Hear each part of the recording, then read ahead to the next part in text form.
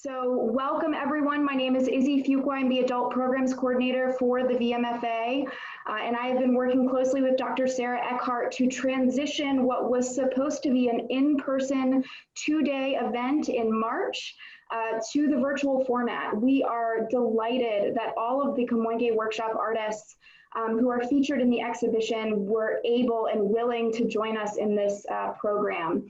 So last week we were able to see all of the artists, and now we will proceed with our program of looking at each artist individually. Today you'll hear from Herb Randall in conversation with Dr. Sarah Eckhart, followed by a panel discussion with Dr. Tobias Wofford and Danny Dawson and Jimmy Manis. So with that, Sarah, I think I will turn it over to you for the first presentation. So I will do just a quick bio of our first artist joining us. Like I said, Sarah Eckhart will be discussing with the first artist, Herb Randall, who received an Associate Arts degree from New York City College in 1957 and studied under Harold Feinstein. It was around this time that Herb Randall met Lou Draper. In 1964, Herb received a John Hay Whitney Fellowship for Creative Photography, and it was using these funds that he actually traveled, and we'll get to see some of the product of that travel today with Sarah. And finally, he was awarded the Creative Artist Public Service Grant for Photography for 1971 and 72. So thank you so much for being here tonight, and welcome. Thank you. Thank you very much, Izzy, and thank you, Herb, with my heartfelt thanks for joining us tonight, because you have been very clear that you were a man of few words, and I respect that enormously. But I also, I guess not exactly ironically, but you shared so much with me through phone conversation. You shared so many memories, early memories of Lou Draper and of the early Kamoinge workshops that were so important to this project. And beyond that, you of course made just incredible, powerful photographs. And I wanted the opportunity to be able to focus on those photographs as well. And so tonight we're gonna look through your images and then also talk a little bit about some of the programs you participated in with several Kamoinge members later in the late 1960s and early 1970s. So I thought I would begin actually with Lou Draper's photographs of you, his portrait session with you in the 1970s. Something you said you remembered very well. Oh, that particular day. Yeah, I really didn't want to do it, but since it was Lou Draper, I said, fine. He needed some photographs of a family or something. I don't remember which, but it was Lou, so I said, fine. So I do remember it, suffering through it.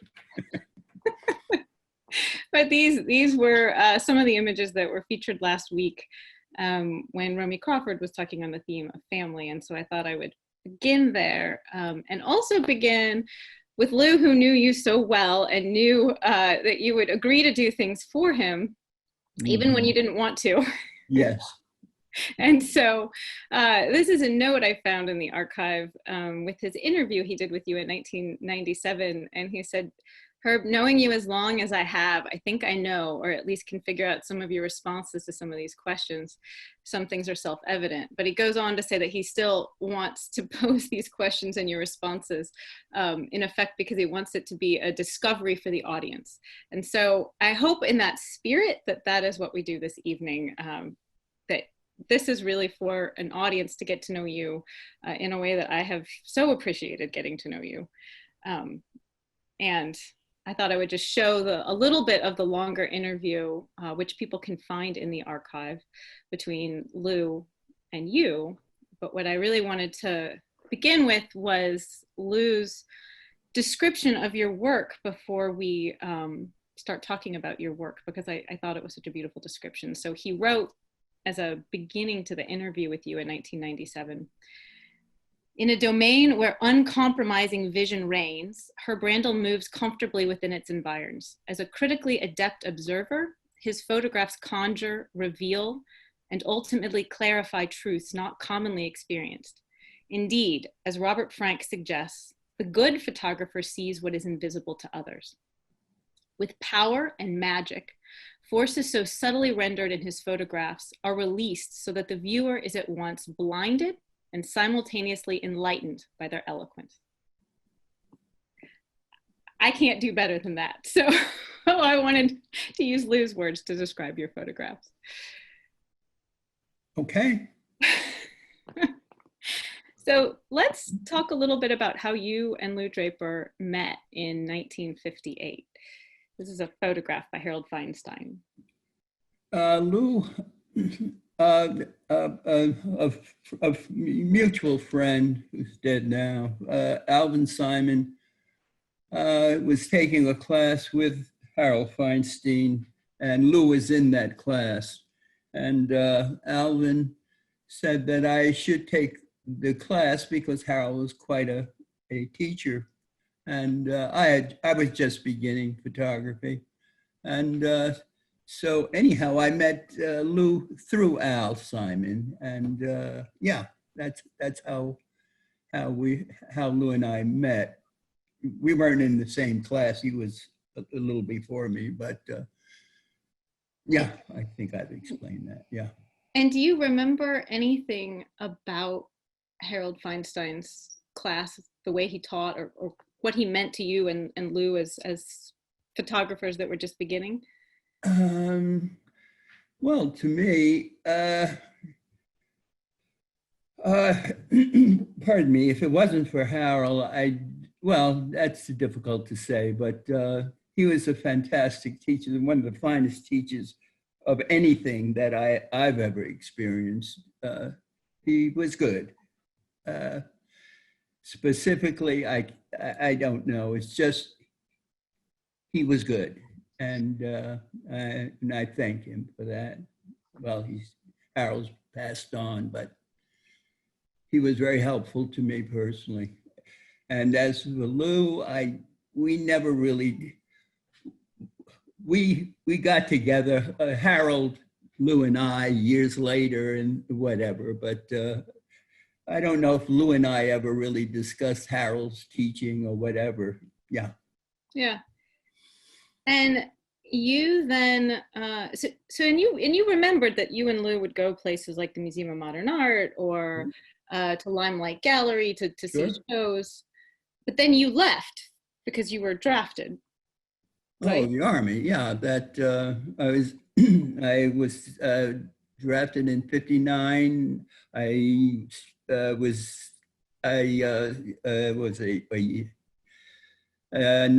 from 1959 to '61. I was in the Army. Yeah. And when you returned, you also told me the story of how you met Al Fanar and Jimmy, I think, Jimmy Manis, who we'll hear from later tonight. And how you introduced them then to Lou. So yeah. thought you could tell us that story. Jimmy Manis, Al Fanar, and I worked at a photo lab, and we kind of hung out sometimes. And I don't know whether Jimmy couldn't make it because we wanted to see the show at the Museum of Modern Art. But Jimmy couldn't make it, so Lou also, they didn't know Lou, but Lou, I was supposed to meet in the gallery. And so I met Al, and we went, and I remember Al saying, I don't remember exactly what it was, but he was saying, Herb, look at that guy over there. And he was pointing at Lou. He didn't know Lou and I said, he says, look at the way he has that camera. Lou had a habit sometimes. He was so concentrated on whatever he was concentrated on. I think he would totally forget that he had a camera in his hand or something. So he would hold it in kind of awkward ways or whatever. So I remember saying to Al, I don't remember exactly my words, but well, he may hold that camera funny, but he knows what to do with that camera, as you'll find out. So Jimmy, I don't remember. He had something to do. So it was Lou, myself, and Alphanar were at that particular exhibition. And one of the things I love about that exhibition is the way that it brings together these two traditions that are so often separated in the history of photography, abstraction and street photography, with Robert Frank and Harry Callahan. And I think that standing there, you had Al Fanar, who did such incredible abstractions, and you had Lou, who did both, and you really did both. So it just also helps push against the kind of categorization that Kamoinge so often put into this category of street photography, and I think it was always so much wider. There was always it was. Yeah, it was. So I just love the specificity of your memory. When you told me that it was the Harry Callahan and Robert Frank story, that also gave me a date, because that was January to April of 1962. So we had a date for when those relationships really began to build. Yeah, I don't know if you could. I don't know if one could forget that particular exhibition if one saw it. Yeah. Well, and that also speaks to the role that the Museum of Modern Art played in general in New York City as one of the few places where you could go to see photography, but also to see modern art, because this is just a contact sheet, or actually a negative sheet that we've made positive to go online from Lou's archive of the Museum of Modern Art. And he wrote often about going to see abstract paintings there. And so I also just like to show that as and again, you affirmed for me that Paul Klee was one of his favorite painters, and they shared a book with you. Yes, yes, yeah. Lou is an educator, and he was trying to educate me, which was a very difficult job. But you also all really circulated a lot of different kinds of books frequently, right? Yeah, Lou also not before that, he was also interested in Ben Shahn, and he shared a lot of Shahn's books that he happened to have and whatever. Yeah, but yeah. So then I wanted to show this exhibition announcement for an exhibition that all of the Kamoinge members who were a part of Kamoinge in 1964 and 65 remember very clearly that there were exhibitions at your own gallery, but I had a lot of trouble finding the date of the first one. And I was so excited to find this announcement. At the Schomburg, it's the only announcement. It's as Danny Dawson pointed out, it's made on a typewriter, perfectly centered, and that's very hard to do, as he noted. But there's so little that we know about those first exhibitions, because I couldn't find a list of the works that were in it, and I couldn't find any photographs of the images that were in it. I found meeting notes, the earliest meeting notes that we have in Lou's handwriting, some from Lou and the others that Buford Smith donated that are by Lou. And you're clearly listed here in the list of people that have paid dues, and then also as a sitting, there was a sitting schedule for the gallery in Harlem. It appeared from the notes that you guys shared duties sitting in the gallery as community members would come in. So I just thought I would see if you could share any memories you had of those early exhibitions in that basement gallery. I really, I remember there were two women who owned the gallery who were very kind, in the sense that they didn't charge us very much for the rental. As a matter of fact, Jimmy told me a little while ago, I think, what we paid, but I don't remember. It was a nominal fee. And it was a nice gallery. It was in the basement, and it was good while it lasted. Yeah. but specifically, yeah, we had a few shows there and we had meetings there, but other than that, I don't remember that much about it. And well, you remember a little bit about the chaos. You've told me. Oh, chaos! I can do chaos, but it's the other stuff I have problems with. Chaotic. My favorite chaos is it may have been our first show, and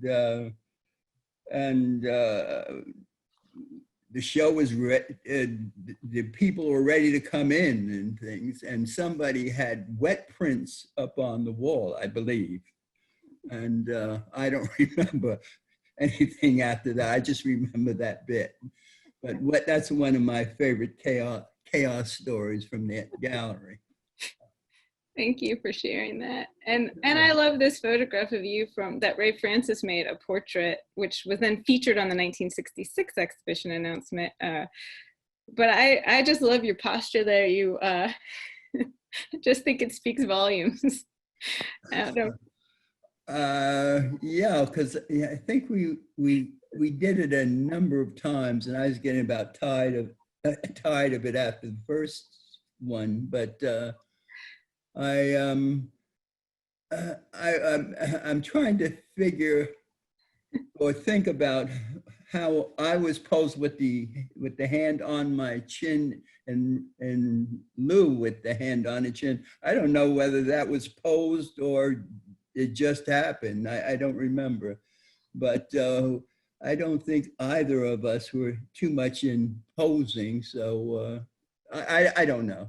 And we haven't quite figured out whether Earl James decided that he would turn his back toward the camera or whether somebody else in the group decided that. But I think that was decided for him, I believe, but I don't remember exactly. But I'm pretty sure that was decided for him. Which we think had something to do with dues or attendance to meetings, which it may have had something to do with those things and other things. Yeah.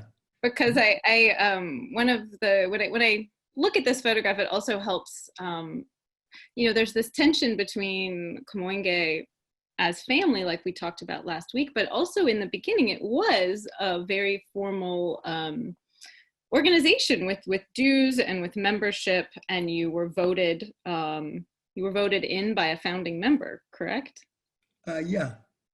Mm-hmm. So it also is a kind of a humorous, I feel like this portrait is a humorous way to illustrate that status, membership status. Yeah, it might be humorous now, but I don't think it was too humorous at the time, but that was a long time ago. I really don't remember. Yeah. All right. And then I wanted to talk a little bit, just to point out, and for people that are watching, this is camera, July 1966. And if you go to our website on the virtual exhibition webpage, you can click through this entire series, but there was a little bit of tension around this that at least I found in the archive with Lou, being upset that it was titled Harlem because so many of the images within it were not made in Harlem. And so I just thought this was also a good opportunity to locate you because you never lived in Harlem. No. And you were on the Lower East Side, right? Yes, I was. And this is one of your images from the Lower East Side that is in the series that was titled Harlem. Yeah. Yeah, there was some a bit of friction about that, and but then I guess there was compromise, and it was published. Yeah, no, and it seems like it was a lot of publicity, but it also illustrated some of the tension between photographers and editorial control. This was a European magazine, or it was published around the world, but I think it was based in Switzerland. Some of the tensions between the perceptions that editors have and the control that photographers have of how their images are seen. So I won't belabor that point, but I just always. I just like to say that there was tensions, whether it was abroad or here, but there was always and still is to some extent tensions. I'm sorry. That's good. So now I wanted to focus on your photographs from this period. Mm-hmm. So I'll let you describe this work. There was a advertisement, Levy's rye bread. I mean, it's a major advertisement, and it took different, I guess, racial groups or whatever, different people, and you know, to eat rye bread or whatever it is. And so the last one I remember is this little black kid, and I really was interested in photographing it, but usually the places that I saw this ad were really dark hallways and things. So I finally found it a subway stop that was above ground, and so I took the photograph. I'm sure there's some sociological whatever, and yeah, okay. Okay. This photograph was taken in Bedford-Stuyvesant. A friend of mine knew that I was interested in, we used to call it churches that, like storefront churches, and some of the art was just beautiful, I thought. And so they told me about a storefront church in Bed-Stuy that they really liked. So I went out to Bed-Stuy one Saturday or Sunday, and I saw this. This is the image, or the image that they were talking about, but I wasn't that impressed with it at the time.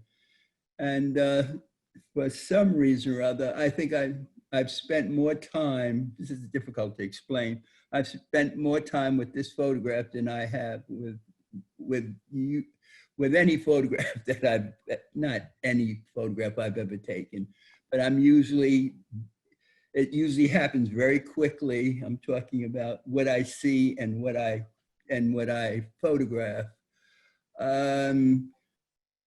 Anyhow, I spent a lot of time just saying, listen, I've got to do something with this, and I couldn't do anything with it. And all of a sudden, the sun comes out and hits that window above, and I'm looking at this reflection, and here this child walks out, and there it is. That's the photograph. Yeah, it's good. It's very powerful. This is taken on the Lower East Side. Again, kids using various things in New York City as playgrounds. And they were playing around these trucks, and it all came together, and I photographed it. Yeah. Lower East Side. I spent quite a bit of time down by the river, and just walking and looking. And again, my main interest, I was passing it, and I saw that the light on those planks and interested me. And then a little kid came, and and then he got up on this circular thingamajig, and it was very quick again. It all came together, and I photographed that.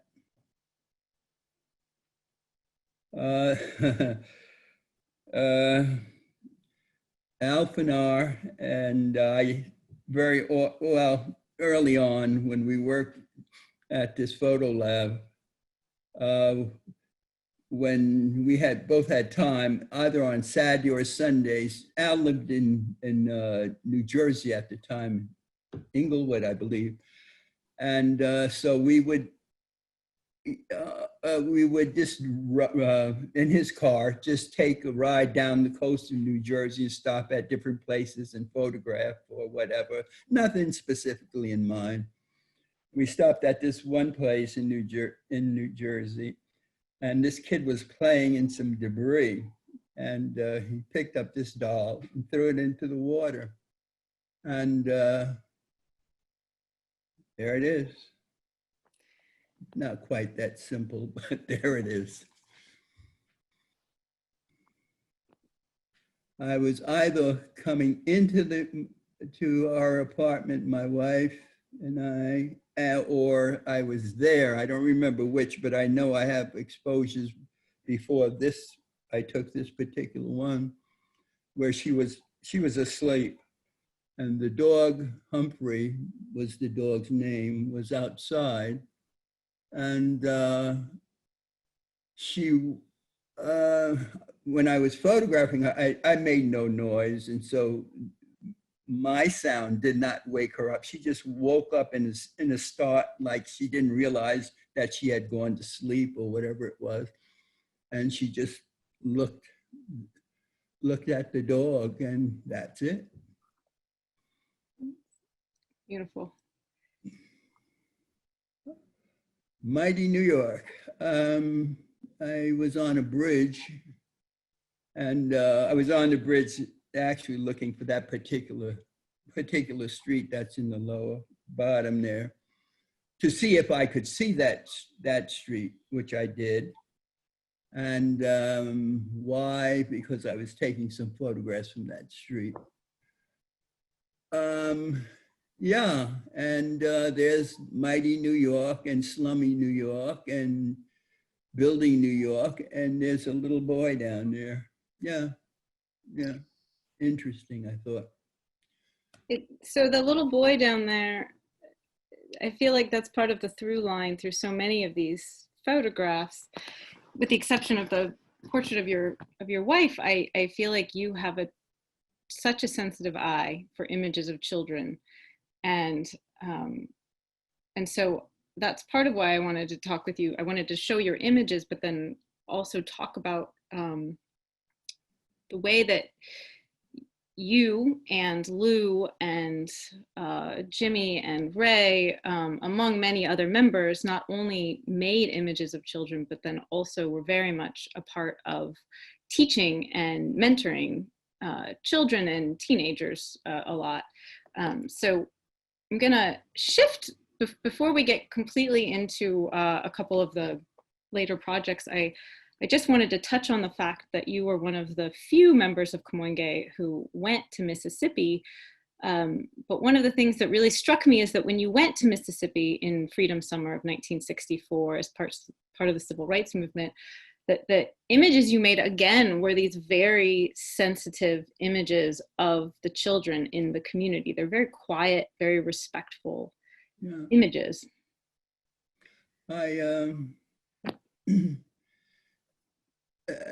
This is kind of like was a break for me, because most of this stuff was most of the photographs that I did in Mississippi were needed meetings and They show you demonstrations and various things, and people getting their butts beat.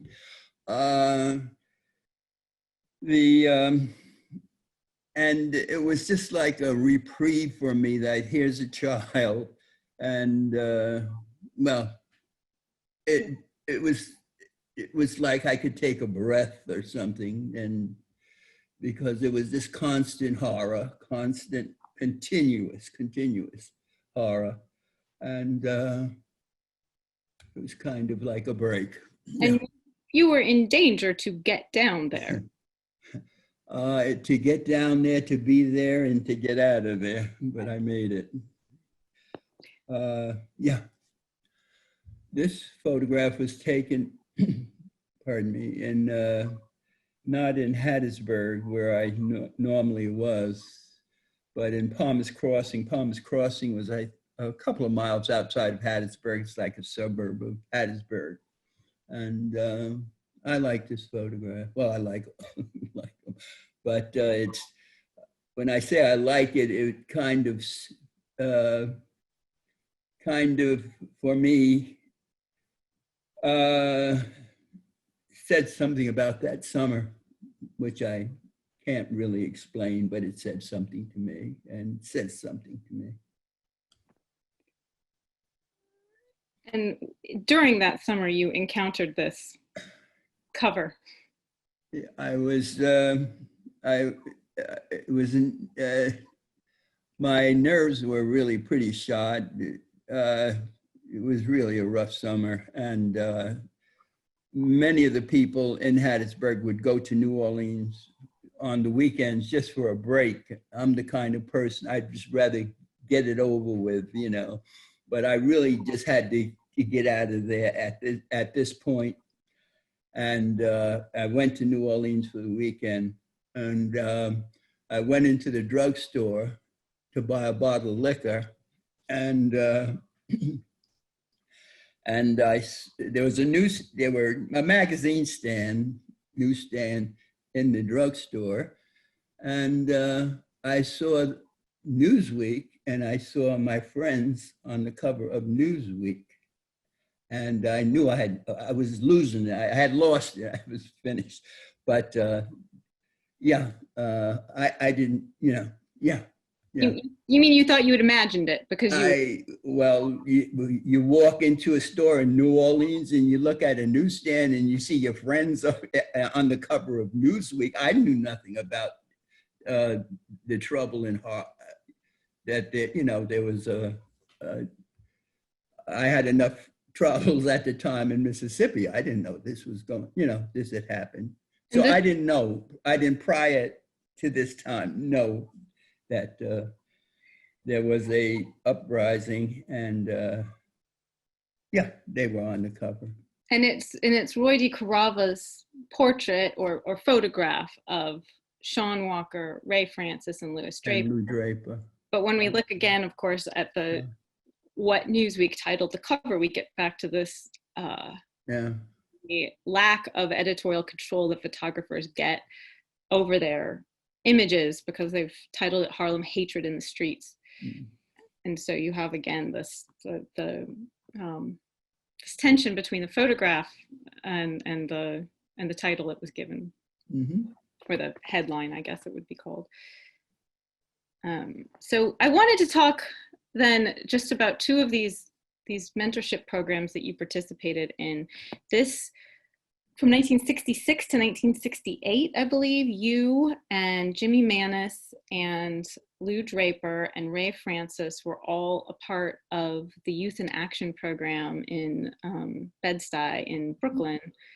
Can you just tell us a little bit? I think I'll explain that the newspaper was made by the students. This is a close-up of you, I believe, and Jimmy working with a student who you helped us identify. We had a sneaking suspicion that the subject of Ray Francis's portrait was the student named Baca in the subtitle in the newspaper. And this is an image that Ray Francis reproduced often. It's just a beautiful portrait, but you confirmed that that is indeed Baca, right? That is he. There could be no one else. Yeah, no, that's, Ray took that photograph in Brooklyn. Yeah, yeah. You'd like me to talk about Youth in Action? I would love it if you would just tell us a little bit. Youth in Action was an what they call anti-poverty agency. Harlem had HARU. They would kids could make a few dollars and learn trades, and they had various trades that they learned, and Jimmy asked me to come out there. Jimmy initially was the initial person to go out to Brooklyn, and he asked at some point if I would come out there and give him a hand. And we taught photography there.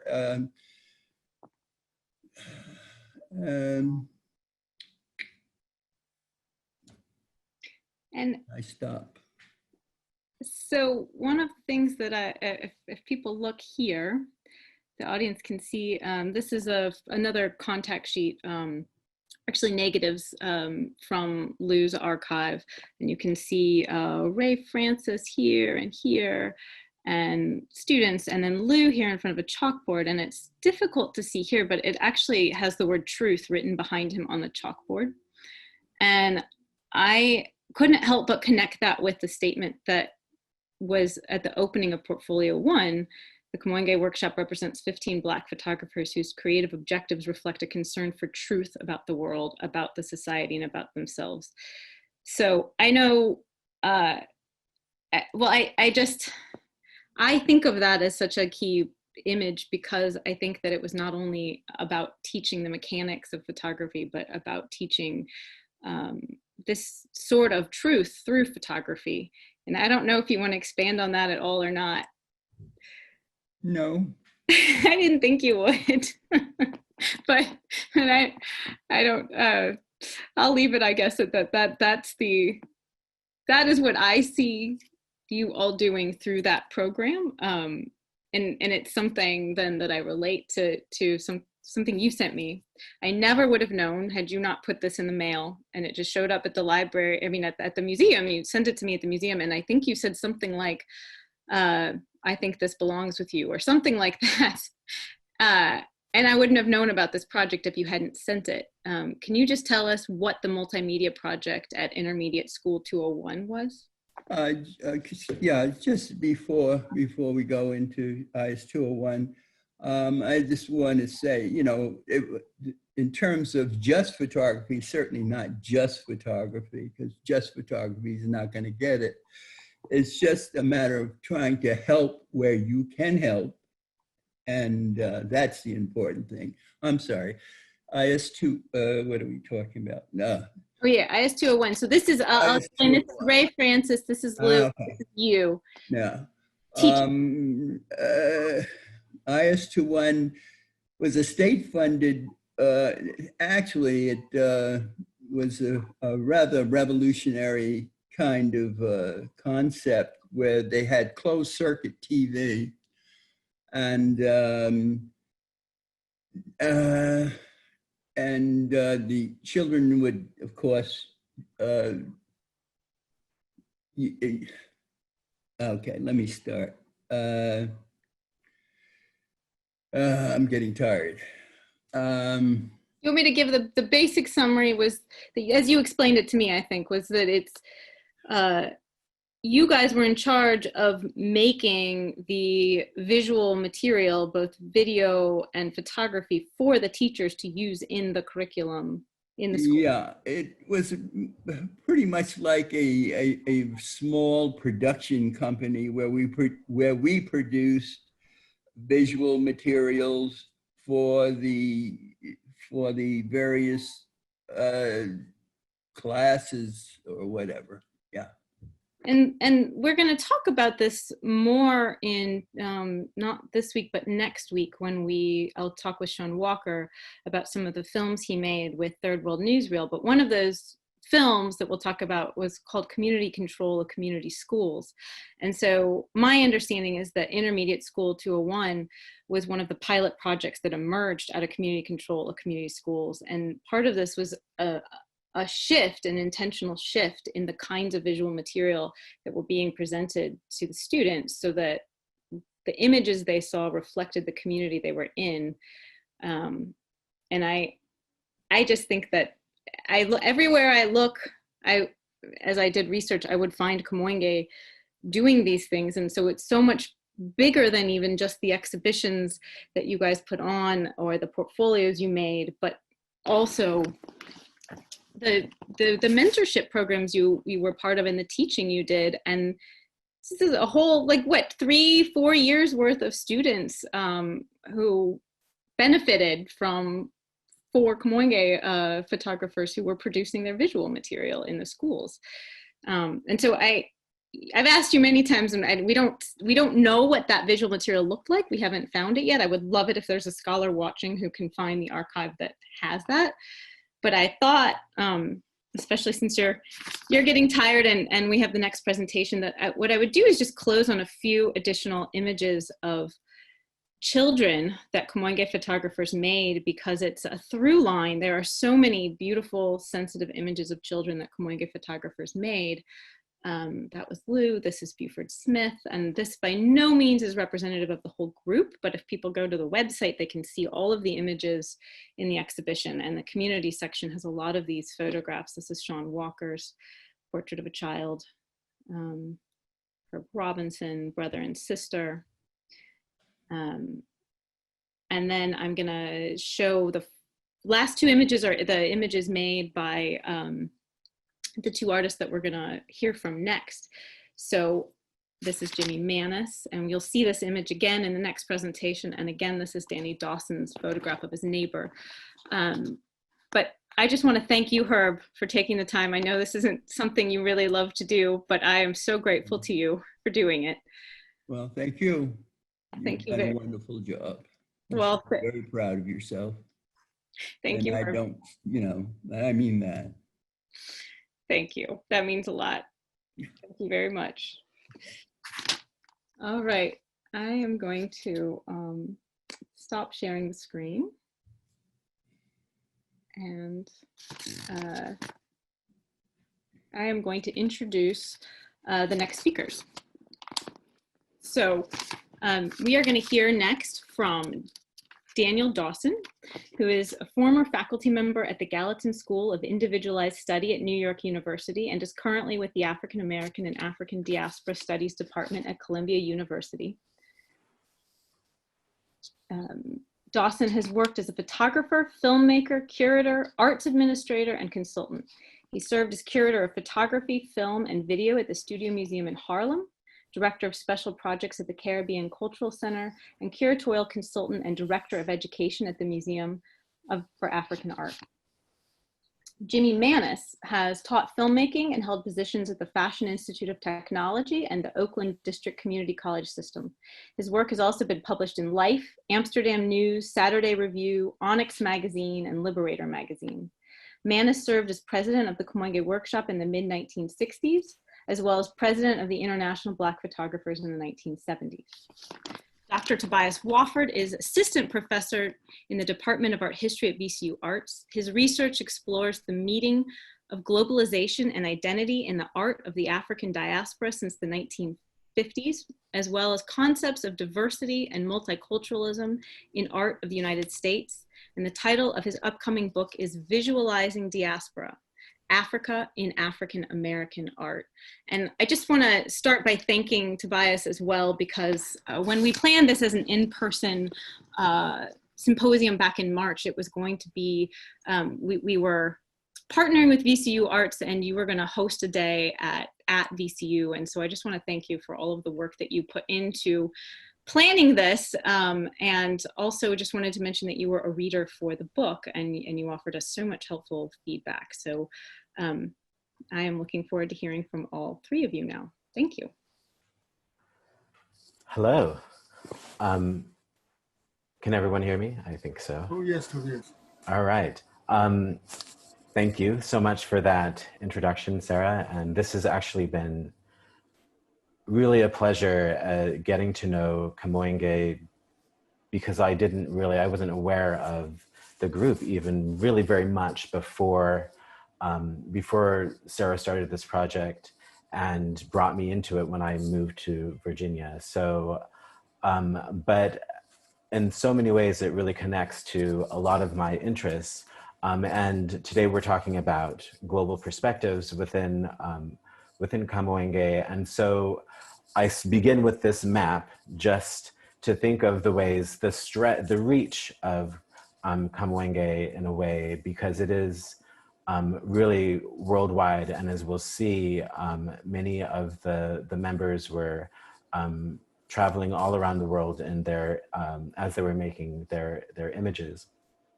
When we were discussing this with Danny and Jimmy, we decided that it would be nice to have quite a few other images too, because in some ways Kamoinge's international interest and look included not just the two presenters today, but also all of the members, as well as people who were influenced by Kamoinge and who were in dialogue with this notion of internationalism.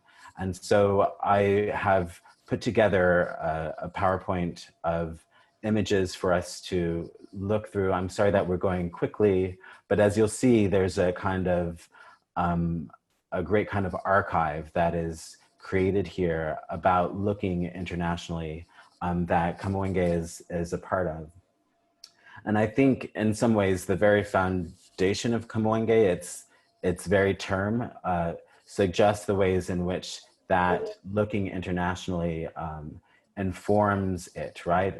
The idea of using a Kikuyu term that was inspired by Jomo Kenyatta's Facing Mount Kenya, that was influenced in some ways by the moment of the 1960s and the rapid decolonization that was going along or was happening around the world, and in particularly in Africa. And so it is a part of that story.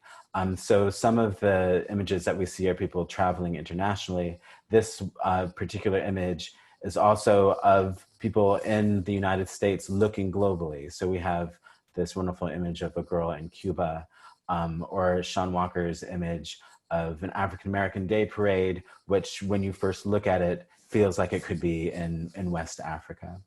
And we have other images that I'll be clicking through of these kind of internationalism, the kind of travel around the world that shows a kind of, I think, global sensibility that Kamoinge taps into, as I've said, kind of suggesting the ability that happens that I think is pretty unique in the 60s and 70s to travel. And here's Marilyn Nance's Joseph Delaney traveling to Festac in 77 to go and encounter an international, a global community.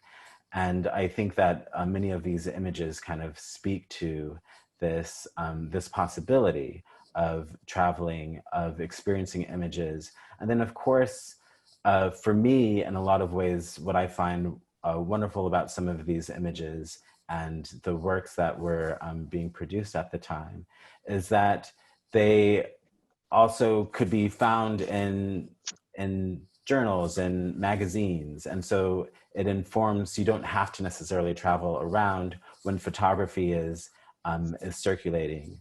And so you have, even today in the Instagram era, you can tap into a kind of global community. And I feel that the 1960s, the Kamoinge established this global perspective. I've given myself 5 minutes to click through these images so that we get a chance to see, at least get a flavor of what other photographers are creating, and the kinds of truths that they tell that are both recognizable and at the same time suggest the world, right?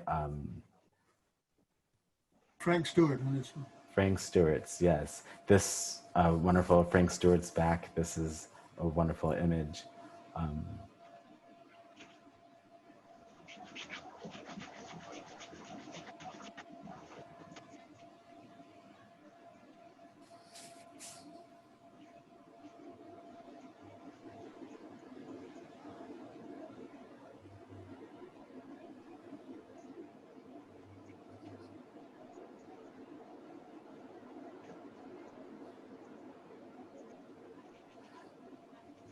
And so with, oh, I have this, I've just added these. And of course, this is another example of where this could be kind of anywhere. And it suggests the ways in which there is this kind of global connection in culture generally, but I think also this a kind of global Blackness, right, that is being expressed. And to have this Oshun echo in Lagos, Nigeria, I think it suggests also the ways in which there's a kind of diasporic feeling as well that that emerges. So let's go ahead and focus on our two artists for this conversation. We'll start with Jimmy Manis, and then we'll also introduce Danny Dawson. And so I have here the wonderful image from the folding book that we talked about in the last meeting. So Jimmy, I would like to start off asking a little bit about how you began, how you started photography and your connection to your beginnings with Kamoinge. Well, and that's a big question. It is a big question. How I started photography and then how I got to Kamoinge, that's a big leap there. But how I got started in photography was really through Sean Walker's uncle. I can never remember that man's name, who was a photographer in Harlem, in and around New York, and kind of famous himself. And he had taught Sean some photography, and my mother and Sean's mother were friends. I was about maybe 10 or 11 years old. And so I asked my father to take a leap. I asked my father, I said, you know, you got to buy me a camera. He said, you don't tell me you got to buy anything. And I said, well, please, Daddy, buy me a camera. I think you've muted, Jimmy. He got me a Brownie Hawkeye. And I went to Sean, and Sean's uncle would come by on the weekend, and I think they had built Sean a small kind of dark room. And that's where I developed, in Sean's house, I developed my first roll of film. I made my first contacts. I went on what a contact sheet was. So it all started with Sean Walker's uncle and Sean Walker's house on 117th Street between 7th and Lenox. And that's how I got started in photography. But from there, it went kind of, it just had hold of me, and I haven't been able to cut it loose all my life. I don't know why. And so can you talk a little bit too about Kamoinge and the beginning of your participation in Kamoinge? It didn't happen that way, guys. It didn't happen that way. How it happened was this, and I'm gonna capitalize it. For me, 11 years old, you're talking about me now, not Lou, not the show, not what you're doing. For me, at 11 years old, I went from Sean Walker and his uncle, okay, teaching me photography, and we're learning photography, okay? And then it went to meeting Lou Draper. Uh-huh. All right, that's the second big step, you know, as I categorize it. Now, Lou Draper lived under Langston Hughes on 137th, I believe, between 5th and Park Avenue, or either 5th and Lenox, one of the two. And I knew of Langston Hughes, of course, the books and what we learned in school and whatnot, but I had no idea where he lived and whatnot. But Lou Draper lived under him in a place we call a kitchenette, which is just one big room in Harlem in the brownstone, and had a bathroom and a kitchen and a big room, and they call it a kitchenette. But in that kitchenette, Lou had set up a dark room.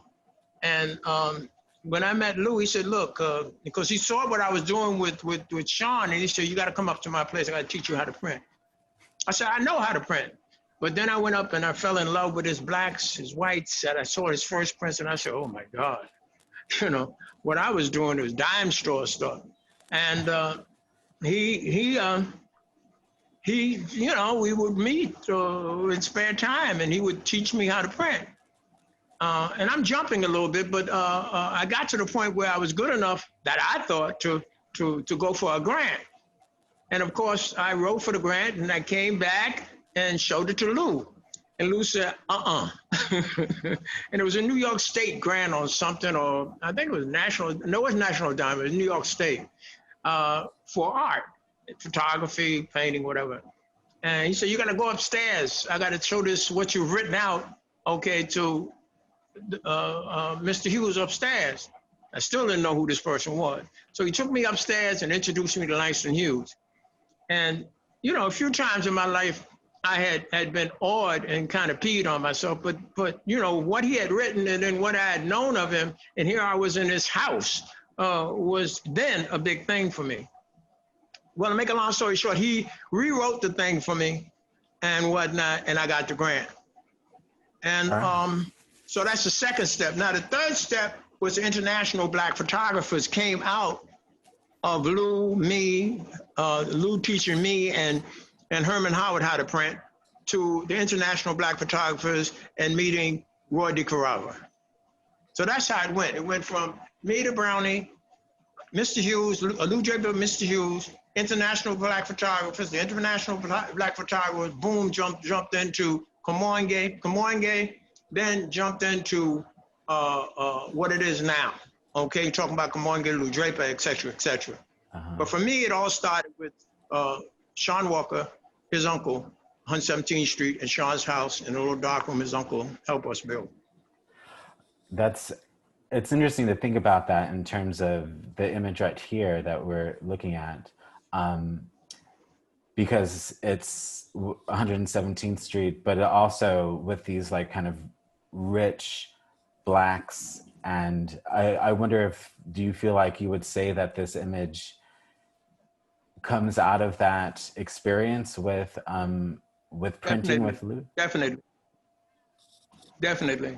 But not only, see, it started with Lou, and then all of us were awed by Roy, because Roy had a different tonality and different presence in their photograph. There were two different people altogether. I think Roy was softer than Lou. Lou was an introvert, but some of his work was hard-edged when you look at the prints themselves. But we all I was awed by Roy, because his tonality the whole range of tonality in his photographs, I just wanted to be like that too, you know? So yeah, the rich blacks and the richness of the photographs came out of those two individuals, Roy and Lou. Interesting, very cool. This image, one thing that I guess I've been impressed with in our conversations is like location. And I feel like some of the images that I have seen are especially the earlier New York ones, seem like they're really rooted in a place.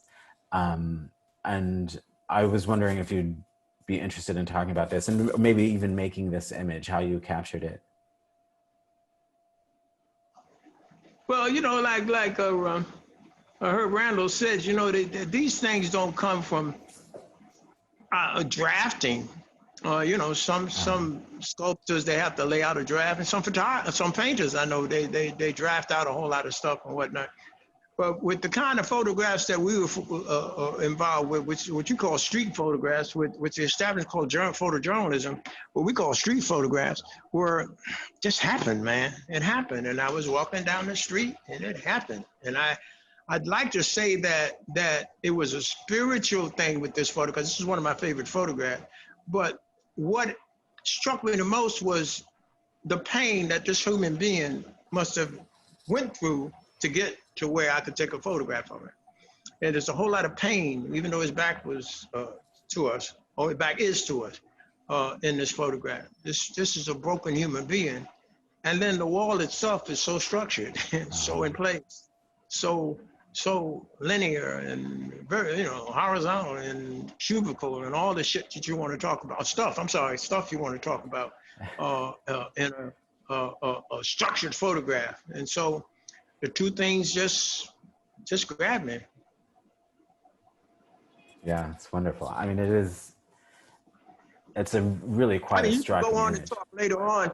You know, I learned about juxtaposition and yin and yang and all that other kind of stuff. Well, I can give it a name now, but back then it was pain, you know. And whether it was a black or a white human being, there's a whole lot of pain on that man's back. Yeah, yeah. And then you got the wall, which is so structured. That's what hit me. It's interesting, the wall here in this image that we've already actually looked at, though it kind of skips a little bit of time, and I wanted to talk about hear about your experience doing film as well, because that kind of happens before you get to Guyana as far as going to NYU. And we had some really interesting conversations about that. I'm curious if you'd want to share on that. Well, you know, the thing about it is that I always wanted to be a film director, you know, like Hollywood, you know, other than a photographer. But what happened was I ran into Roy, and Roy said to me one day, I was up there alone, and Sherry had cooked lunch. His wife at the time had cooked lunch. I mean, if you ever want to find a woman who can cook, it's Sherry DeCarava. I mean, so we were upset. She had put a little meal together for us. We were upset. And so I was telling them the problem I had of going into these two different disciplines of photography, because at that time I was doing a little teaching here and there, and doing this, that, and the other, and filmmaking. And Roy listened to all, you know, as he usually did, you know, and he said, Jimmy, why don't you just do both? And I thought about it. I went home, I thought about it. I started getting more into film and photography as a, what can I say, a discipline that other photographers had taken on, and other photographers and filmmakers have done it. And I said, oh, why can't I? And I think I made my first film. I can't remember which one it was, but I went out and I made a film. And it wasn't a problem for me being in a dark room or being behind then a video camera. Okay, or a film camera, putting film in the camera myself and going out and making and shooting a little something and come back, editing it and putting it out there, see if I can raise some money to make another one. And no, so it's both disciplines, which I do now, I have no problems with. Totally.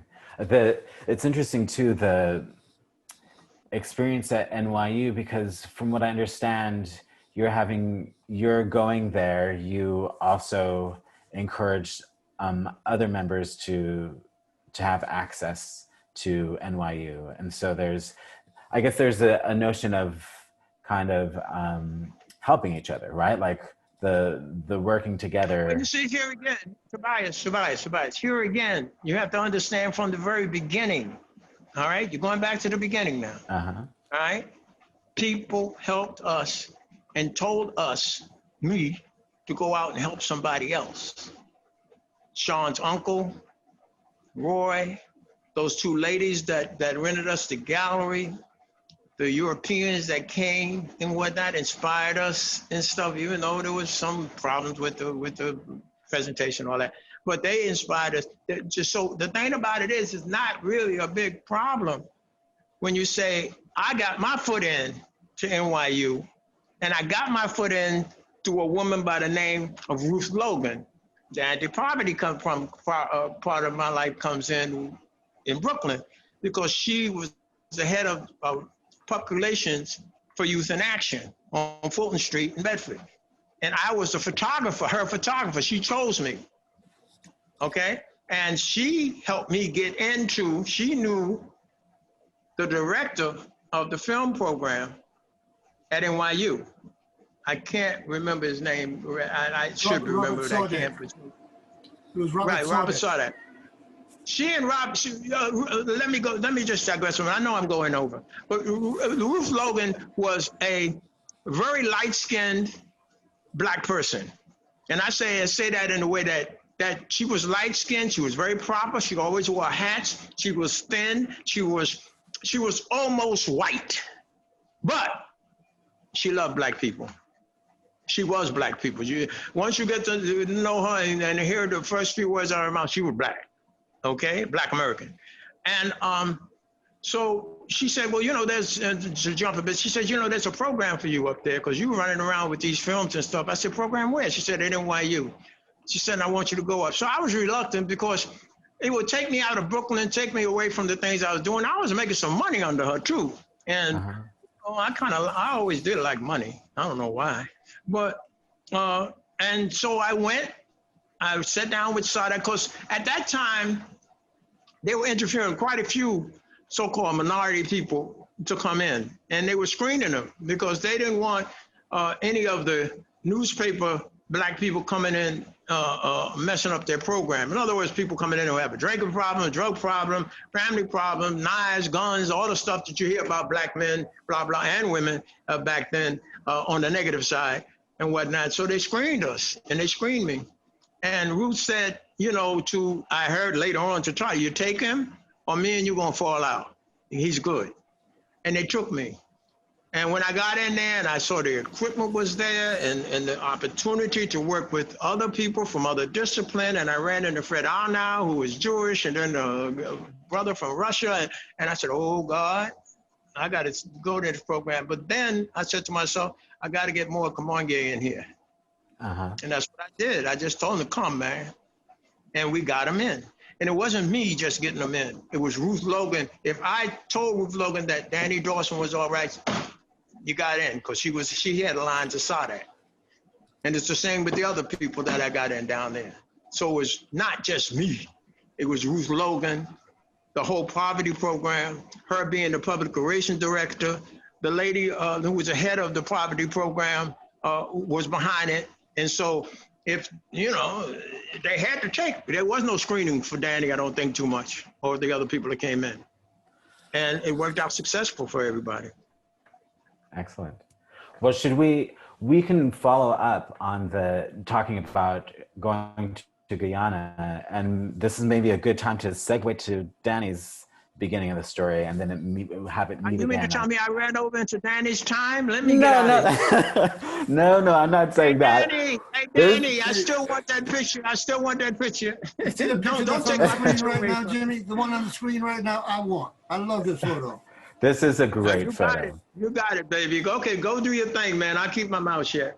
Oh, we have a lot more. Don't we have a lot more of Jimmy's photographs from Guyana? Yeah, we do. We have more after. I was thinking we'd do the starts and then we'll do the international following up. However you want to do it. I mean, I'm just with you. You guys, if you want to. I want to thank you for the beautiful way you edited the photographs from Kamoinge members, the international photographs, the African-based photographs. That was really great to see. Yeah. I mean, we could spend a lot of time on this for sure, but maybe we could start though, Danny, a little bit with the same questions that I asked from Jimmy as far as how you started in photography and your beginning with Kamoinge. Okay, I just have to do a little house cleaning first too, because we talked about this program is about the international vision of Kamoinge. And currently I work at Columbia University in the African American and African Diaspora Studies Department, which is totally appropriate.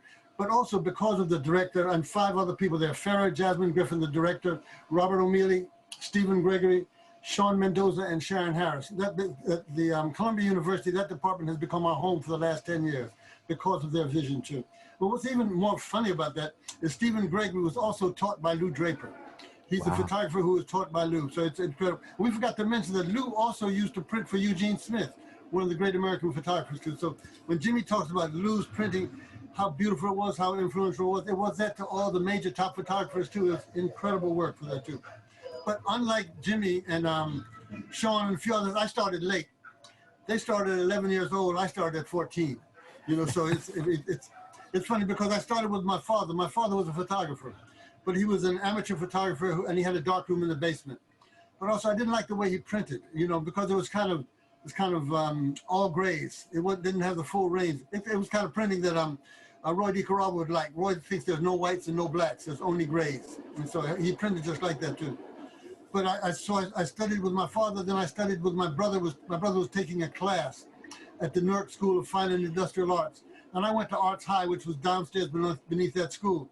So I sat in on his photographic course. You know, so I learned 4x5 photography, but that's what I really learned. There was a serious craft in terms of photography.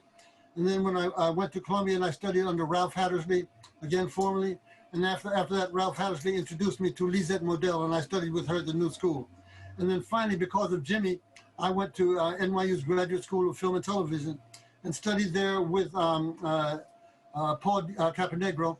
And then, but also at the same time, we were taught photo history by John Salkowski and Peter Brunel. And so we had a full range of understanding photography, just in terms of the craft, but also in terms of its history. You know, so it was a really good experience.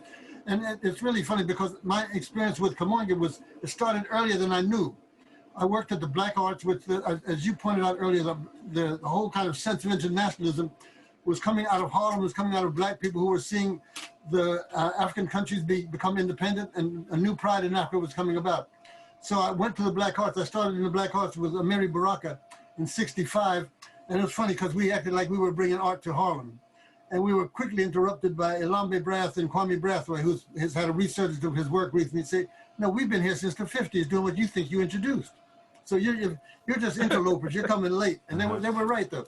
But that whole sense of Africanity was already developing in the African community, and particularly in places like Harlem, with Louis Michaud's bookstore and with coming out of Garvey, because Elambe and his brother, they started an organization called AJAZ, but they came out of the African Pioneer Movement, which was started by an Afro-Dominican who came out of Garvey's movement. It's really funny. Right down the street from where I used to live, there was an old, it was supposed to be a Chinese takeout place with old Chinese and American restaurants. And the short-order cook in there was Ho Chi Minh. Ho Chi Minh actually joined Garvey's organization when he lived in Harlem. But nobody even knew that the leader of Vietnam, 2B, was influenced by Garvey the same way we were, but an incredible kind of context too. But at the Black Arts, I did a photographic show. I curated their full photographic show. And it turns out I learned from Sean that half the show I put up were Kamoinge members, but I didn't know them. You know, it was really, so I only later on did I figure out that I've already worked with them before. I worked with Lou, and I worked with them before that too. And another funny thing about it too was I met a writer, Bob Hamilton, and I was visiting Bob on the Bowery. And Bob had a guest who came by, it was Jimmy Manis. I didn't know Jimmy at the time, and Jimmy was talking about what he was doing, and he walked me up the street to meet Marzette. What was Marzette's last name, Jimmy? Marzette Watts. Marzette Watts. Marzette was a painter and a record producer and a musician. And he lived at 27 Cooper Square, a very famous building, which Mary Baraka lived in when he was Leroy Jones, Archie Shepp lived in, and then Marzette lived there, and later a musician, a bass player, Cerrone, lived there. And later on, I lived there. I lived in 27 Cooper Square in Archie Shepp's old apartment. But he took me, after we went to Bob Hamilton, Jimmy walked me up to Marzette, and he talked about what he was doing, that he was in film school. And so he said, well, I want to go. I said, sure. So he said, well, why don't you apply to the school, and I'll talk to the people there. So I went to apply to the film school at NYU, and I had to show them I had to show Sonic a portfolio.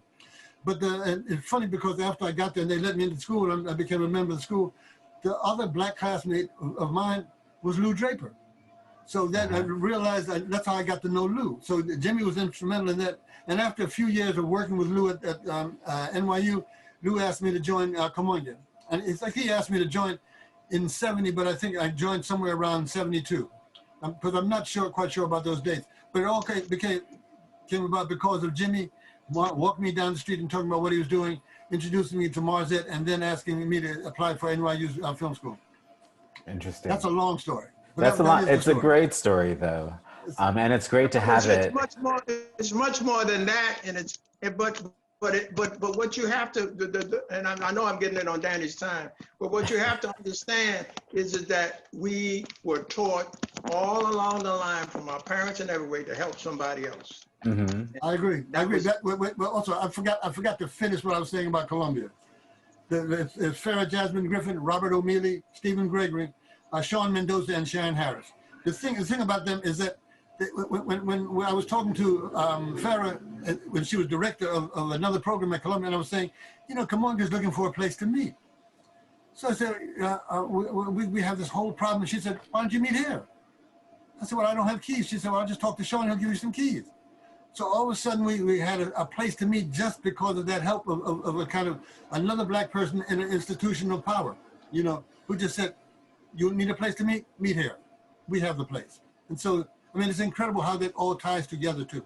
Right, yeah, totally. And your draftsmanship of this program that you're doing at this museum, you know, incorporated some of this, but we did not get here by ourselves, you know. And I know I'm taking up Danny's time, but I'm going to be quick. We're going to mute you, Jimmy. We're going to mute you in a second. You don't have to worry about that. Yeah, I hear you. But in a whole lot of presentations of artists or whatever you want to call us, lives, you see this great artist, and you know, from a European pretty much point of view, and how they struggle and they didn't eat and all this other kind of stuff. Well, let me tell you something, man. I ain't never went without no meal. Now, I can't, you know, I haven't, and it's because of other people. But you know what's so funny, Jimmy? You know, it's funny when because of what Tobias has put together and what Sarah and Izzy have put together. You know, I know that like the former people I've been influenced by, and of course the Cartier-Bressons and the Roy DeCaravas and somewhat Gordon Parks. You know, but it's funny when after looking at the work of Lou, looking at the work of Herbie, looking at the work of Al Fanar, you realize how much we were influenced by each other. Right. How much my aesthetic comes from Kamoinge meetings, from working with Kamoinge people too. So. I'm moving through some of these images, but did you want to speak to any of them, because they're all... I can talk about this one too. This is a little boy named Stuff at the time. It was 1967, but Stuff, he died, of course, but this is on Sterling Street. Sterling Street was the street where Amiri Baraka moved after he moved back to New York. I mean, moved back to New Jersey from New York. He was originally from Newark, you know, as I was from Newark also. But it was really funny about this because the kids who lived on Sterling Street have gotten together this year and decided to write a book about their experiences on Sterling Street and learning about Black arts and the Black arts movement at that same time. So it was incredible how they have now reflected and become adults who are now writing about it too. Wow. But he was one of the little kids on the block. This is Sterling Street where they live. It's a block from High Street, around the corner from the courthouse, and around the corner from Essex County College down. Interesting, because we have this is such a great image too. There's Judith Jameson and Michelle Murray. Wonderful. Two of the principal dancers for the Alvinelli Company in 1972. And there was a rehearsal for Ellie's company at that time when I took this picture. I also, and I should have put it sooner, I knew that this was coming up, the Amiri Baraka image, which I think... 1970, yeah, it's great. And suggests this idea of community that I think both of you are really touching on. And maybe this is a good moment to talk about the ways in which that community gets expanded by travels. I think the next image, I added this abstraction in here as well, because I think it's just kind of a lovely work. But we were thinking a little bit about, or one of the things that I find quite interesting about this notion of Black globalism or Black internationalism or African diaspora, right, is the ways that there is this like connecting, this looking across oceans, across space, and geographically, but also, and I think something that is really a part of like the experience in the later part of the 20th century, like the travel too. And I was wondering whether Jimmy, well, first, would you like to talk about this, Danny? Sure, this is actually, because I think Sarah has described this as my neighbor. It's actually my goddaughter.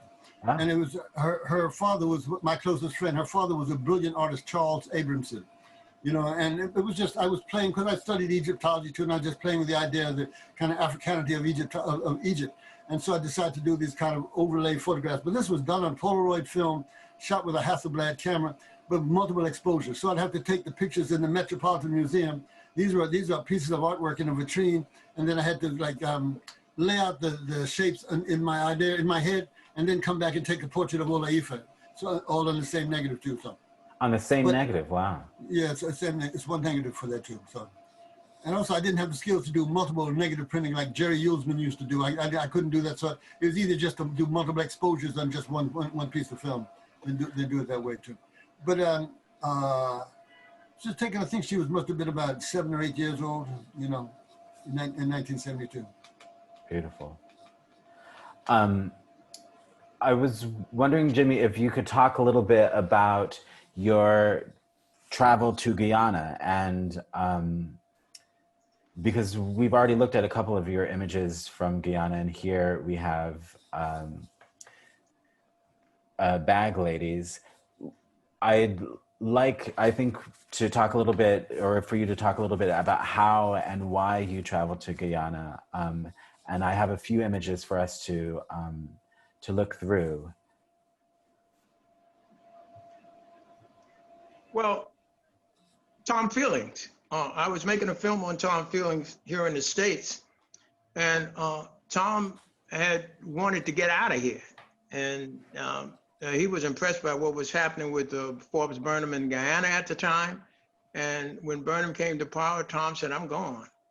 And Tom also lived in Ghana.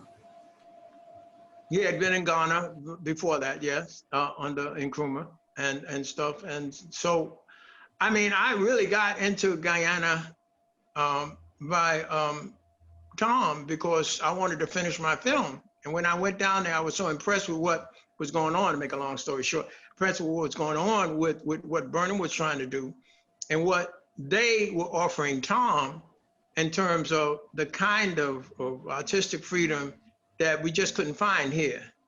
You know, where you could teach, you could mix with, be in the community, a mixed community, all right? And you can have time to do your work.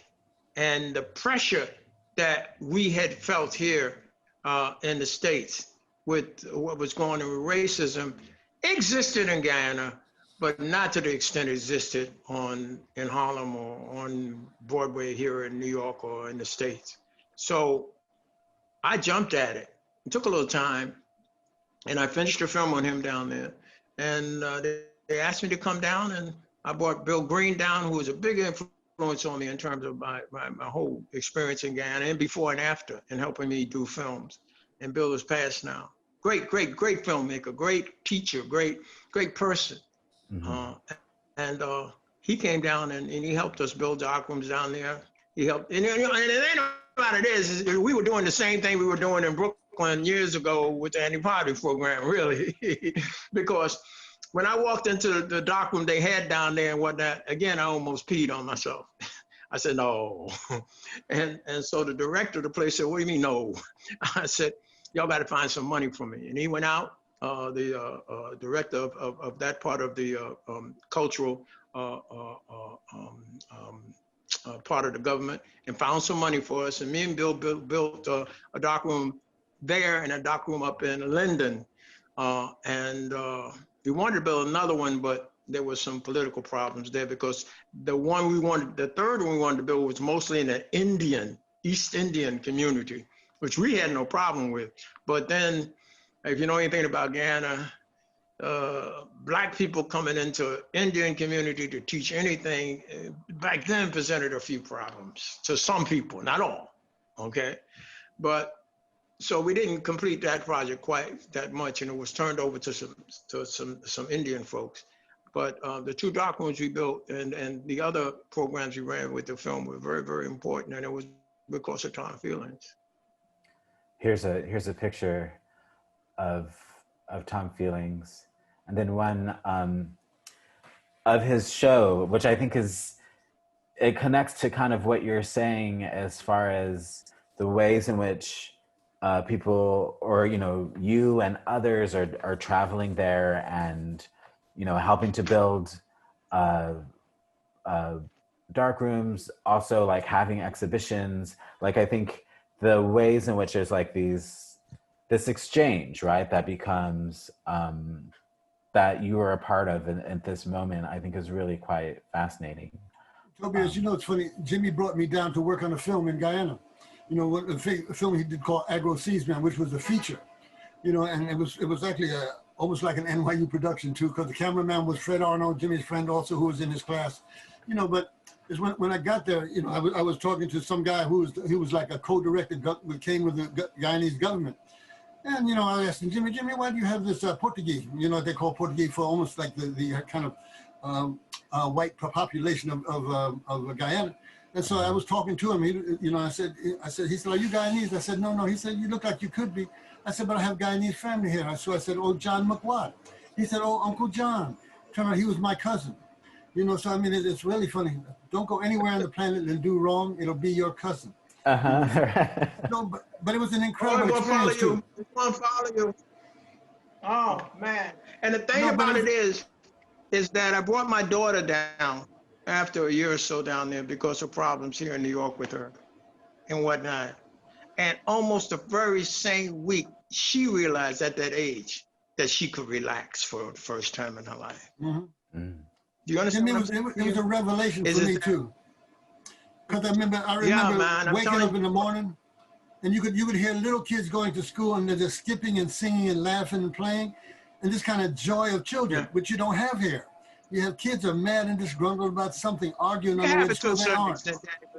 Yeah, but not the same way it was there too. But it was really funny because I remember the attitude of the people, and I remember getting off the plane in New York after 4 months in Guyana, and seeing everybody with $1,000 of gold dripping off their necks, mad about something. And I said, boy, we just have a wrong kind of consciousness problem in the States, too, you know, as opposed to appreciating what we have. Well, we've been taught to, Danny. We've been taught to, you know, slavery breeds this kind of slavery that we had here.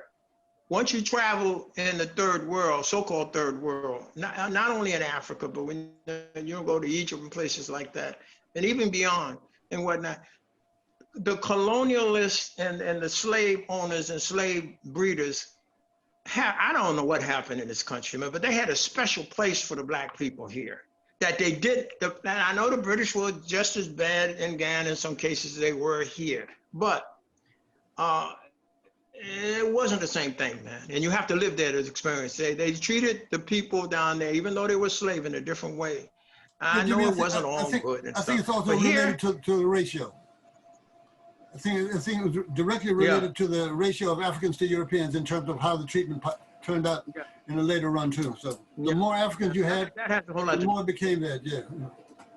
I mean, I think it's interesting to think about the ways in which a lot of these emergent kind of nations they're doing nation building, and the ways in which a lot of Black Americans become invited to participate, you know, and like this happens in Africa too, right? And that it can be like it's can be a kind of healing for the Black American that goes, as well as, you know, like contributing to the, you know, to what's going on in Guyana, right? I think that's it's really funny because you know, the thing about it is, my uncle was the development of the interior for Guyana. So he was one of the people inviting groups down, but they were being invited down to farm. Right. You know, so because they were trying to develop the Amazon, which it was a failed project because they didn't have enough topsoil to really turn it into a farming area. Jimmy, could you explain this photograph? Family the thing about it is, you know, yeah, well, you know, this is what I wanted. I didn't want you to skip over this photograph. Not one of my greatest photographs, I don't think, but I think it's very important to see. If you look at the different facial makeup of the people in this photograph, you can see people who look like East Indian, people who look like true Black, whatever, African, then some mixtures in there. The lady under the straw hat, she was all mixed up with something and whatnot.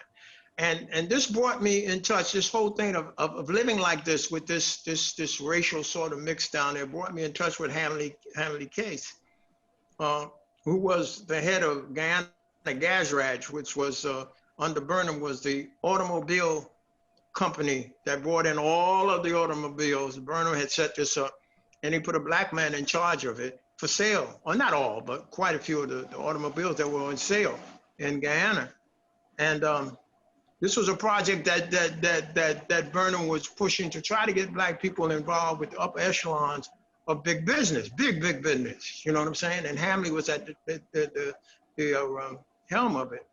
And Hamley right away went out and you know, the company that he took over was mostly run by East Indians and had East Indians here, but he went under Burnham's tutelage and brought all kinds of people in who had the qualifications to run the company, and the company was run very well. All right, they made money the woman in the center is Guyanese? The woman with her hair braided, she's from Guyana? I'm sorry? In this photograph, the woman in the center, she's from Guyana? All of these people are from Guyana. What are you talking about? Okay, because the woman looks like Monifa. You remember Monifa, the dancer? Monifa where? Monifa's in this photograph? She looks like she's in the middle. No, that's not Monifa. Okay, looks like her, okay? You mean Sorry about that the tall one in the back? Yeah. In the center, in the center. In the center picture. I don't think that's Monifa. Okay. It looks like Monifa. I don't think it is. Okay. Interesting. No, Monifa had a sharper face then. Here's another, well, this is a great photograph, I think.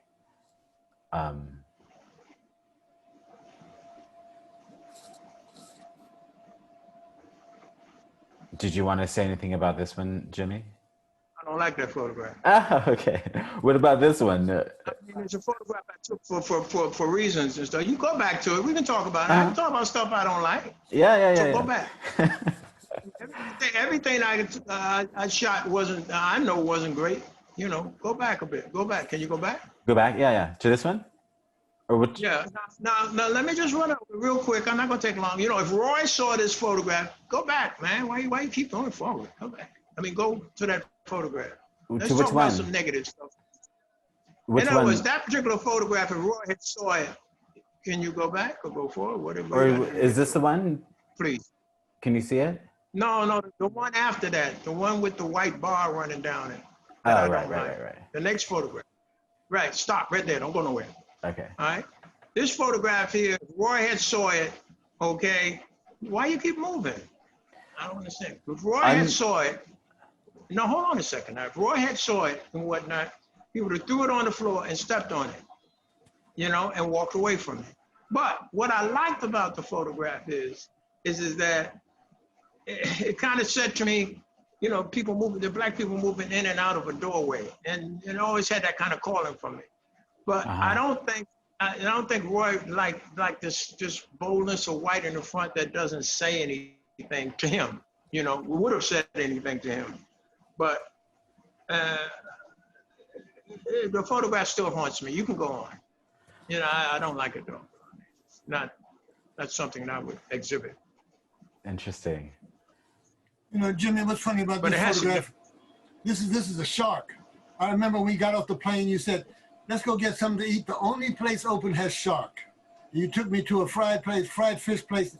This must have been 10 o'clock at night. The only store open, a restaurant open in Guyana, in Georgetown at the time. And you said, wait a minute, we sat down at the table and you said, you have to realize something. People here have not gone through a training session where they're taught how to talk to customers when they come in. And the woman walked over and threw the plates on the table and said, what do you want? I said, oh God, thank you, Jimmy, for warning me. You know, so. But it was shark, it was fried shark at night. Yep. It was a hard place for me to leave because I had envisioned myself dying down there, but then politics interceded and we can move on. You know, to watch people who are so closely entwined with each other because of people's lust for power are caught up in something that is still good, is out of control now that they got oil, they found all this oil down there. And it's a damn shame. Beautiful country though, beautiful people. Interesting. Well, I have some of the Brazil images that Danny made that I think would be kind of fun to think about. Yeah, this is from a festival. This is from a festival in Maranhão in the northern Brazil called Bumba Meu Boy. And you know, because I used to do African legacy tours of Brazil. That's why I went there so much.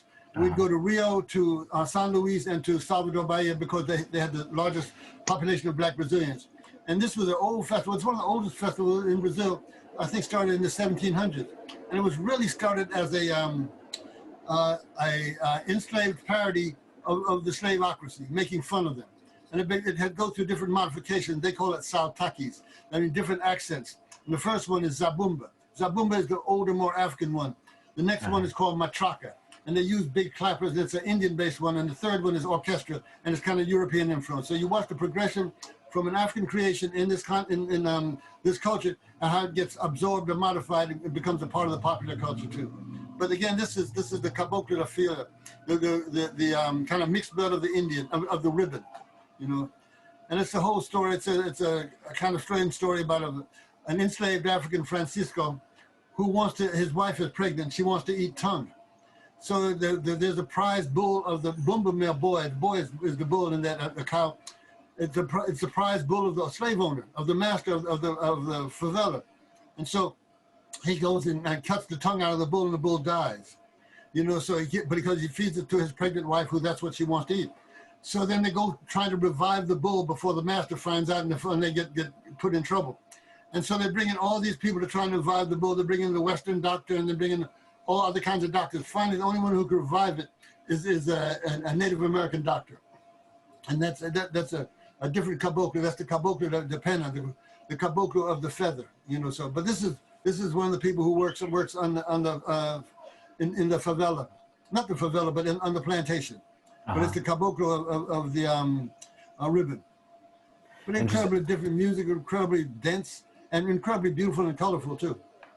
Yeah, I mean, I think when we were looking at this series, it has to be in color. You know, it just, you really, I couldn't imagine any other way. But I also love this image, and there is another that uses this kind of blurring that kind of recalls for me the photograph of the Egyptian sculpture and your Well, you know, it's funny. I do one just like that with blurring. It's a poster for Valerie Maynard and for Carol Bayard. They did a show together, and I did that thing, the same thing with a double exposure using a Hasselblad, but and Polaroid film. It's Hasselblad with Polaroid, you know, because you can look at it and compare the images to. And I have them working together. They're working. Valerie was the sculptor, and Carol was a painter. So I positioned them so they were working into this void in the center, but they're both working on something, and it's blurred the same way too, showing them working. But I like that. I like that effect because it just gives you a sense. Even though it's still photography, you can also you can create a sense of motion. Right, kind of cinematic almost. Yeah. I love this. This is the caboclo da pena. This is the holy man who comes in and saves the bull. You know, resurrects the bull. But it's really funny because when you see this guy, he might be like 5'4", he's tiny, and you realize these are farmers. These are people who work all day long in the farm. He'll get out there and dance for 5 hours, you know, and the feathers are soaking wet. The costume will weigh about 75 pounds after they're through sweating the feathers wet. You know, and they're basically in trance when they're dancing. The music is so intense and they dance for so long too. Wow. We talked a little bit about how, yeah, some of this also reminds me so much of, say, like New Orleans, the Mardi Gras Indians. There's a parallel. Yeah, right. The kind of diasporic. You know, because it's funny because I teach a course on African spirituality in the Americas, and part of the point I make is when you see the Middle Passage, when you see Africans coming, you always think about the deficit model. Oh, those poor Africans, they were enslaved. They couldn't bring their material culture. But every one of those Africans had a mind, and they brought their minds with them. They brought the most important part of the culture, and they reestablished African culture in the Americas.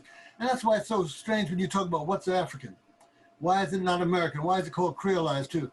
You know, the same problem would never occur with, say, Chinese populations or East Indian population.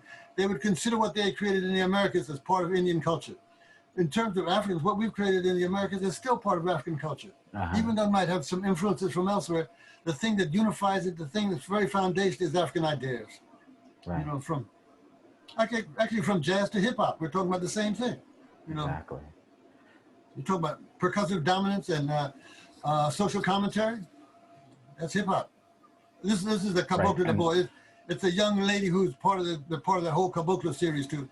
But again, it was just blurred to get that kind of nice, colorful effect, almost like abstract painting effect too. Excellent. Same thing in Marignano. I was given a 6:40 hard stop for Q&A, Sure. but I wanted to at least, oh, and there's this great image too. Reference the way in which the annual Black Photographers Dinner and the International Black Photographers established out of Kamoinge, and something I think my understanding is that this might also be covered a little bit later as well. But if we're thinking about internationalism and community, I wanted to end on that, but maybe we should save it and go I just want to add a quick note to that too, because you're right. Yes. And a lot of these things took place. A lot of these things took place at the Studio Museum, and that was because of Ed Spriggs. Ed Spriggs was the director of the Studio Museum at the time, but also he was the artistic director for African American artists going to Africa for FESTAC. The thing where he showed Marilyn Nance's photograph, Ed was the one who put together the African American programs for that. Were you going to say something, Jimmy? No, I think I got a little bit out of perspective before, because after Kamoinge, we did these things, but along with Kamoinge. But the thing about it is the theme again that comes to it, and I think we talked about this earlier. These things were not done just by Kamoinge. They just weren't done by a few people with some money. All these people in these photographs, and people you don't even see in these photographs who are not helpers. These things weren't easy to put together to get the people of these kinds of backgrounds to come into one place and set for a photograph. These people are, Yeah, Tobias, could you go back to the first one? I'm concerned. And you have to approach them a certain kind of way. You can't just say, we're doing this, and they got to see the worth of it and whatnot. Very significant photographs, man. Good people, great people. Yeah. I just want to mention that all these photographs are taken by Tony Barbosa, because Tony had this idea, like you saw that little booklet that we had. Tony had this idea of documenting any kind of art gathering. If you look in the center, there's always Tony with the cord going to this camera. He sets up the 4x5 and 8x10, and you can see the cord for the shutter cord for the shutter button. And go to the next one. And the front row is normally Kamoinge members. There's again Tony with the cord. And then to the... And the next one, you can see Tony with the cord too. And then there's the fourth. Yeah, again, Tony with the cord. These are all Tony. See the cord on the floor?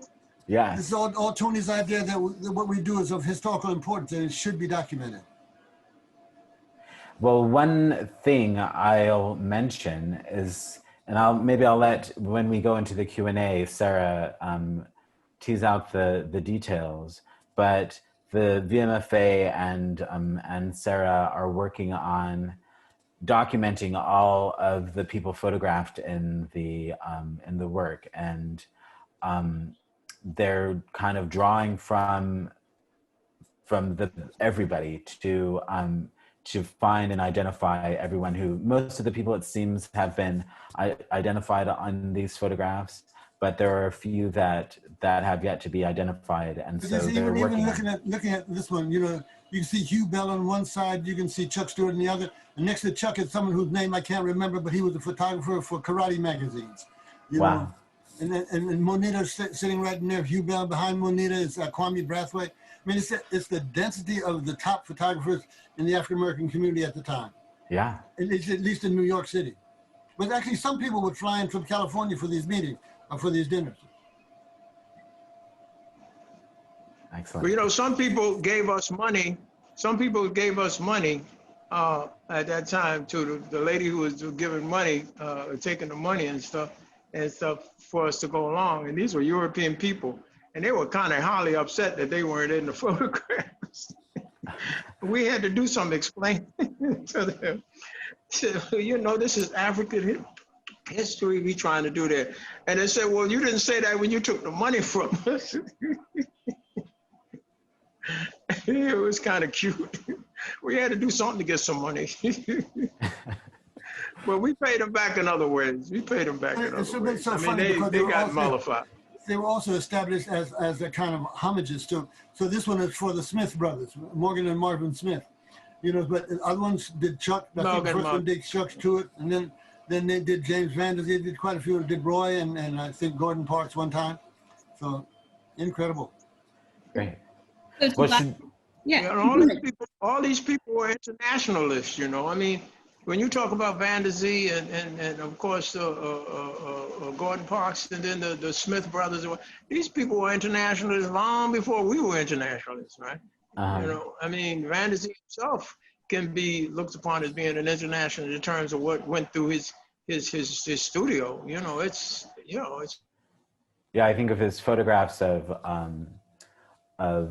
Marcus Garvey. You know, like those are some great. That photograph of Marcus Garvey. He was the official photographer for Garvey. Yeah. So we should give an opportunity to answer some of the questions that have been flowing through. Sarah, are you going to be our MC? Sure. And I was just gonna make a point with Jimmy. Jimmy, had a quote in the newsletter. So the International Black Photographers had a newsletter that's on the website so people can read it. And you had really just come back from Guyana when you founded, when the group founded International Black Photographers, and you described it as, you said that the group was interested in communicating with photographers all over the third world. So there was very much this this connection with International Black Photographers. And so I just wanted to speak to these pictures and how important they are. We are working on the technology to be able to kind of float your cursor over the image on the website and then see the name of the person in the picture. And Tony has worked with several members of Kamoinge to try to identify as many of the people in the images as they can, but we would love to, once we have the technology totally figured out, we would love to open that up to the community to be able to give us feedback. So if they were there, part of that photograph, or recognize somebody, we want to get everybody named in all 4 of the photographs. So hopefully we'll have that technology figured out by the end of the symposium. So we're working on it.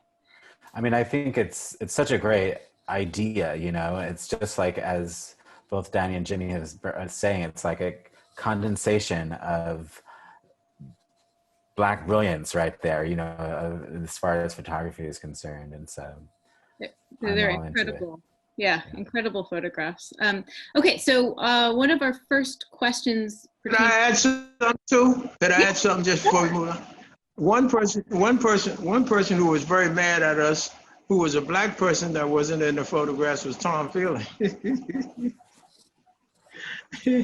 He's in none of these photographs, and he was highly upset. But we said, man, he shouldn't be. He's not a photographer. But also, we did one of the events at his law. He blamed it on me. But then he blamed it on me. He said, what has that got to do with us? And I said, well, man, I don't run this organization like this. I mean, it's photographers and filmmakers and stuff. Jimmy, you're right. It's ironic because one of the events was at his loft. You remember he had a loft in like 32nd Street, 33rd Street? Yeah. That was his loft. He let us do things there. Yeah, good times at that loft. It's even more fun to have him not in the photograph in his own loft. I think it's better. Yeah, but he wanted to be in the photo. A whole lot of people wanted to be in these photographs, man. They're great people that we just didn't, couldn't let in, And I'm glad we didn't either, but it was hard. It wasn't as easy as it looked now. No. Nothing's easy, really. So, Tony's great at getting these things, though. Tony was incredible. Just the insight to know you have to do it. And then the fortitude in forcing all these, like herding these cats all together in this, in the pose. It's incredible. And you can't separate him from his brother, Danny. You can't separate Tony from his brother. Tony is a half of a man without his brother. You know that, right? Yeah. Kenny Barbosa. Well, Kenny was I know some people are going to jump on me about that because he's such a great artist, but I think you're getting. Beautiful team. So Beautiful team. Sarah, you had some questions for us, or for? No, yes, I've got questions, and also I'm watching the chat session, which is lovely, and I'm so glad to see Marilyn Nance has already offered to help us with identifying some of the people in the photograph that we haven't figured out. So thank you, Marilyn. And I'll definitely email you later. And so one of the questions in the chat session asks, I'm discovering a common theme in Black visual and literature, mainly in the 60s, leaving the country. Artists, mainly in the 60s, leaving the country to make their work. Do you believe that that was the case because of how heavy the civil rights movement was at the time, or was it an escape to see beyond that perspective and a different tone of Black people worldwide? You say all of the above. It doesn't have to be exclusionary in terms of things. All those motives are valid. All those motives are existing at the same time. You know, first of all, getting away from the kind of presumptions and rigors that are restrictions that you have here, but also getting away from the kind of racism that holds you back. You know, but there are also other places that did appreciate your stuff more. Why would Cartier-Bresson come to Kamoinge meetings before any gallery in New York City gave a damn about Black photography? You know, well, and I can't remember his name now, but the publisher of Camera Magazine, the Swiss publisher of Camera Magazine. Danny. Griffith, my manager now, has got me into the Silverstein Gallery. And you know that he has said to me, I haven't talked to Silverstein about this, but he had said to me, oh, I knew they were up. He had said to Griffith, I knew they were up there at the time and whatnot, but I didn't go up and whatnot. Because he had, even back then, he had, you know, ideas of galleries and whatnot, but we weren't on his chart, you know? And we weren't on a whole lot of people's chart and whatnot, but we were on our own chart. We never lost it for ourselves. And I think that was the most important thing. You know, you got to be able to go out and buy those chemicals. Well, I'll finish Jimmy's sentence. Get them all to the right temperature and get them in someplace dark and make some prints. Now, if you say that to a young photographer now, he look at you like you're going out of your mind. But that was a process. Jimmy, those chemicals are poisonous. He's right. We don't need to go back in the dark room. You know? Poisonous. My fingers are still black. My mate asked me, because I've been trying to get rid of this black stuff off my fingers for years, spiraling down. She said, it's impossible. It's in your skin, and it comes from those chemicals, from the years of those chemicals, man. So, you know, I'm glad other people don't have to go through it, but, you know, I'm quite sure my whole life would have been much better without those chemicals, because I worked on them professionally and on jobs. Jimmy, I used to be a medical photographer. You want to plug in your PC? I used to be a medical photographer, and I was cured of the dark room. So we have another question that Jimmy, you and Herb Randall, I think, could answer. I think we have sound coming in from Herb, but we may have lost video. Your battery's running low. Can you plug in it? Okay, so we've got, the question is about both IS-201, the multimedia project, and the Youth in Action program in Brooklyn. And the question is, have any graduates from the multimedia project and the Youth in Action project ever gotten back to any of you regarding their interest in photography? Did photography continue to be a part of their lives? Well, yeah, but it didn't happen the way that it happened for us with some of these people. Photography helped them off of broken homes, drugs, and stuff like that, and they went and became lawyers. Okay, and they kept photography as a hobby, and they come back to me with it. If you say to me, is anyone as famous as Danny Dawson? Maybe there's one or two that might be as good that came out of it and whatnot, but they began to have families and had to go get jobs like all of us had to do and stuff. So there are a whole lot of people that the program helped. But if you're asking the question of whether they became photographers of the statue of Sean Walker or whatnot, I don't know of any, no. They became lawyers, they became administrators, Wall Street people. I mentioned Stephen Gregory, who's at Columbia now. He has a doctorate in anthropology. I know a couple of them got rich on Wall Street. No, but I Got mentioned very Stephen rich Gray, on Wall Street. who was at Columbia, but he was also taught by Lou Draper and them. He's an anthropologist and writes about Dominican Republic and other parts of his study. But he also is still a photographer. So I mean, it's like Jimmy says, it's a skill they never give up. They never throw it away. Wow. Yeah, but you see, people don't understand about photography back then as versus to now. Photography back then, to make a living in for a black person or a Spanish person or a person that was outside of the circle was hard, man. Roy had it hard. You know, I mean, Roy didn't really like those pictures he did, that picture he did for Newsweek. But, you know, you got to eat, man. You got to eat. And they were offering big money for that. Yeah, he also worked for Sports Illustrated. You know, and just leave work either. Sports Illustrated, you got to eat. You know, I had to work in labs. And then I had to, you know, go into jewelry. You got to eat. I mean, it just comes down to that. But you never give it up. You never stop loving it. You know, you never stop planning on your next project. I got a project on the wall now, Coney Island. I mean, I'm going to finish it too before I die, if God helps me. You know, you never let it go. And the most of the people that I met after never let it go. Never let it go. Then somewhere or another, they got something in their house. Well, it's digital now. Blah blah blah. They never let it go.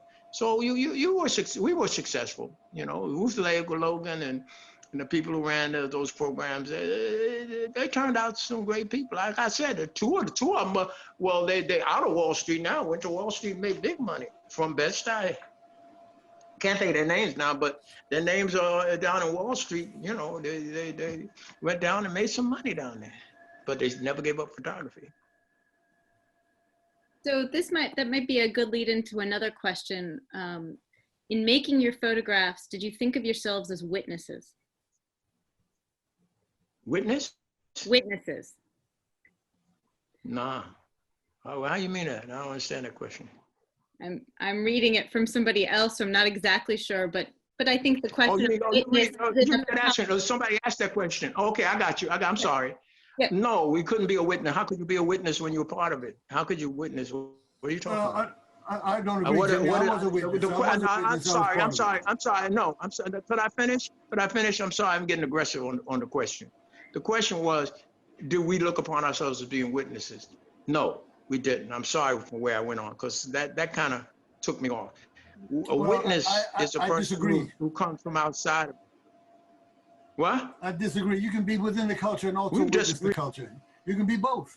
You know, we were making art, but we were also part of the culture consciously.